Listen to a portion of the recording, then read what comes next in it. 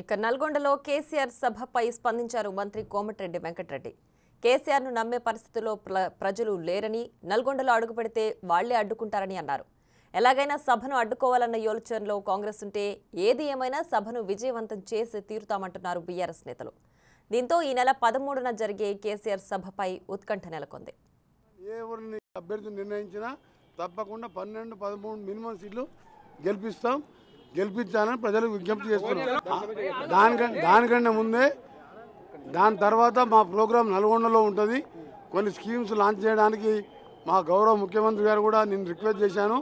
ప్రియాంక గాంధీ చేతుల మీదుగా నల్గొండలో జరిగే బహిరంగ సభ చూడండి.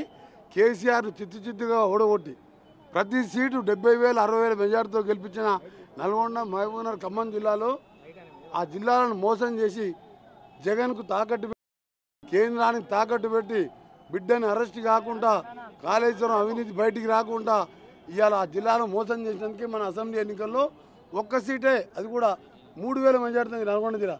అలాంటి జిల్లాకి రావడానికి సిగ్గు ఉండాలి కేసీఆర్. చెప్పులు చూపించడానికి ప్రజలు మన ఎలక్షన్ చూపించారు, రేపు పార్లమెంట్ ఎలక్షన్ చూస్తారు. ఇదే అంశానికి సంబంధించి మరింత సమాచారం మా deputy bureau chief Sadiq live లో అందించడానికి సిద్ధంగా ఉన్నారు. సాదిక్, చెప్పండి, తెలంగాణలో ప్రాజెక్టులకు సంబంధించి, పరిపాలనకు సంబంధించి మీరంటూ ఇద్దరు కూడా వాదనలు ప్రతివాదనలు వినిపిస్తున్నారు. దీనికి సంబంధించి పూర్తి డీటెయిల్స్ ఏంటి?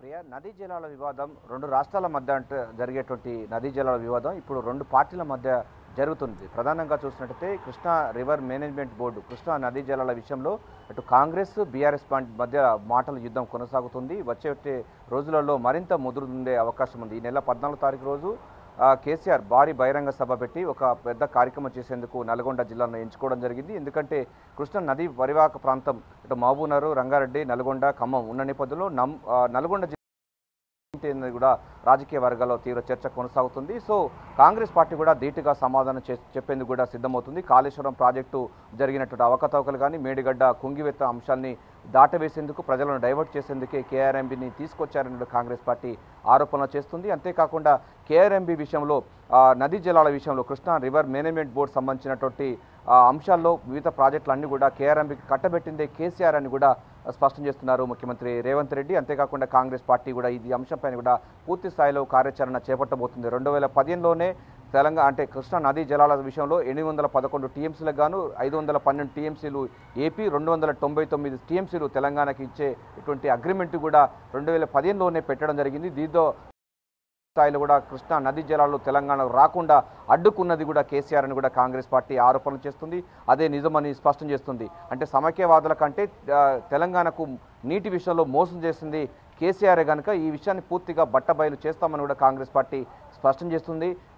8వ తారీఖు నుంచి జరగబోయేటువంటి బడ్జెట్ సమావేశాల్లో శ్వేతపత్రం విడుదల చేసి కృష్ణా నదీ జలాల విషయంలో కానీ, గోదావరి నదీ జలాల విషయంలో కానీ, కాళేశ్వరం ప్రాజెక్టులో మేడిగడ్డ, అన్నారం, సుందిల్ల ప్రాజెక్టు జరిగిన అవకతవకల పూర్తి స్థాయిలో కూడా విజిలెన్స్ రిపోర్ట్ను బయటపెట్టి ఆ శ్వేతపత్రం విడుదల చేసి బీఆర్ఎస్ పార్టీ కేసీఆర్ చేసినటువంటి అవినీతి బాగోతాన్ని బట్టబయలు చేసి తెలంగాణ యావత్ సమాజానికి చెప్పేందుకు కూడా కాంగ్రెస్ పార్టీ, కాంగ్రెస్ ముఖ్యమంత్రి రేవంత్ రెడ్డి సిద్ధమవుతున్న పరిస్థితి కనబడుతుంది. రెండు రాష్ట్రాల మధ్య నదీ జలాల వివాదం ఇప్పుడు రెండు పార్టీల మధ్య నదీ వివాదం రాజుకుంటుంది. మాటల యుద్ధం కొనసాగుతుంది. పరస్పర ఆరోపణలు ప్రత్యారోపణలతో హోరెక్కిపోతున్న నేపథ్యంలో ఈ నెల 8 ప్రారంభమవుతున్న నేపథ్యంలో శ్వేతపత్రం కనుక అసెంబ్లీలో ప్రవేశపెడితే పూర్తి స్థాయిలో బయటకు వచ్చే ప్రమాదం ఉందని కనుక ప్రజలను డైవర్ట్ చేసేందుకు కేఆర్ఎంబీ విషయాన్ని బయటకు తీసుకొచ్చారని కూడా బీఆర్ఎస్ పార్టీ చేస్తుంది. ఇటువంటి విషయాలను ప్రజలకు తేటతలం చేస్తామని కూడా బట్టి విక్రమార్క స్పష్టం చేస్తున్నారు. ప్రధానంగా చూసినట్టయితే 2 నెలలే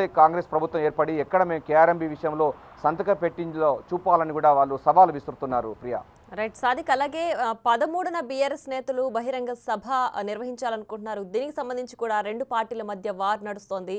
ఆ సభలో ఏం చెప్పాలనే ఉద్దేశంతో సభ మొదలు పెట్టబోతున్నారు బీఆర్ఎస్ నేతలు? ఎస్ ప్రియా, అంటే ఫిబ్రవరి 14వ తారీఖు రోజు పెట్టాలని కూడా నిర్ణయించినది. ఇందుకు సంబంధించినటువంటి నియోజకవర్గాల వారిగా కూడా ఇప్పటికే పూర్తి స్థాయిలో నల్గొండ సంబంధించిన జిల్లాలకు సంబంధించిన వారందరూ కూడా బీఆర్ఎస్ పార్టీ ఎమ్మెల్యేలందరినీ కూడా వారికి ఇన్ఛార్జిగా నియమించడం జరిగింది. భారీ బహిరంగ సభ ఏర్పాటు చేయాలనుకున్నది. ఎందుకంటే కృష్ణా నదీ జలాలు తీసుకువచ్చామని కూడా బీఆర్ఎస్ పార్టీ చెప్తా ఉంది. ఎందుకంటే ఫ్లోరైడ్ రహితమైనటువంటి నల్గొండ జిల్లాగా మార్చిన ఘనత మాదే అని చెప్తా ఉన్నారు. సో ఈ విషయం పైన పూర్తి స్థాయిలో అక్కడ నుండి ఉద్యమ కార్యాచరణ ప్రారంభించాలని బీఆర్ఎస్ పార్టీ భావిస్తుంది.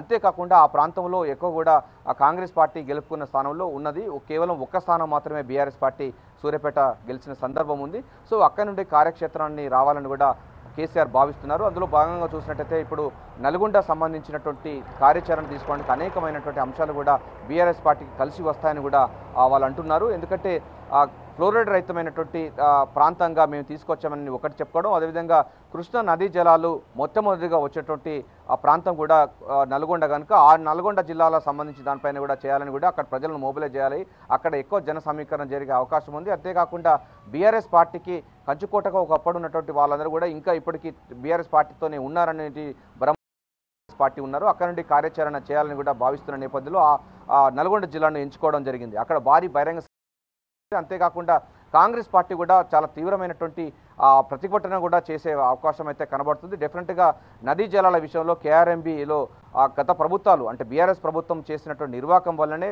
సాగర్లు, నెట్టపాడు, భీమా లాంటి ప్రాజెక్టులు రాకుండా పోయి మనకు రావాల్సినటువంటి విధానం పైన కూడా వాళ్ళు సరిగా తీసుకోలేదు. ఒక రాష్ట్రం ఏర్పడిన తర్వాత కొత్త ట్రిబ్యునల్ ఏర్పాటు చేయాలని కూడా కేంద్రంపై ఒత్తిడి తేవాల్సింది పోయి ఉమ్మడి రాష్ట్రంలో ఉన్నటువంటి నీటి కేటాయింపులపై సంతకాలు చేశారు కనుక ఈ యొక్క పాపం పూర్తిగా కేసీఆర్ ప్రభుత్వాన్ని కూడా ధీటుగా సమాధానం చెప్పేందుకు కూడా కాంగ్రెస్ పార్టీ సిద్ధమవుతుంది. సో నీటి యుద్ధం అన్నది ఇప్పుడు వితిన్ ద పార్టీ అంటే పార్టీలో జరగబోతుంది, వితిన్ ద ఒకరి రాష్ట్రంలో జరగబోతుంది. బీఆర్ఎస్ కాంగ్రెస్ మధ్య మాటల యుద్ధం కొనసాగుతుంది. నీటి యుద్ధం అన్నది ఇక్కడ ఉంది. ఇప్పటి వరకు అటు ఏపీకును తెలంగాణకు మధ్య జరిగినటువంటి కృష్ణా నదీ జలాల వివాదం ఇప్పుడు అధికార కాంగ్రెస్ పార్టీ బీఆర్ఎస్ పార్టీల మధ్య కొనసాగబోతుంది. వచ్చే అసెంబ్లీ బడ్జెట్ సమావేశాల్లో ఇది మరింత తీవ్ర స్థాయిలో ఉన్న నేపథ్యంలో అంతకంటే ముందుగానే కార్యాచరణ చేస్తున్నారు. ఎవరికి వారే సంబంధించిన పూర్తి స్థాయిలో పోటాపోటీగా చేయాలని లక్ష్యంగా ఉండబోతుంది. కొన్ని కార్యాచరణ కూడా చేసుకునే అవకాశం ఉంది. కాంగ్రెస్ పార్టీ మొదటి చెప్తా ఉంది ఇప్పటివరకు కేఆర్ఎంబీని ఎట్టి పరిస్థితుల్లో కేంద్రానికి అప్పగించలేదు, నదీ జలాల విషయాలను అప్పగించలేదు.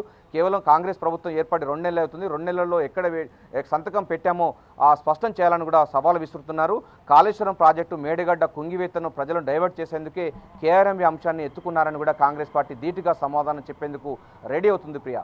Right Sadiq, thanks for the updates.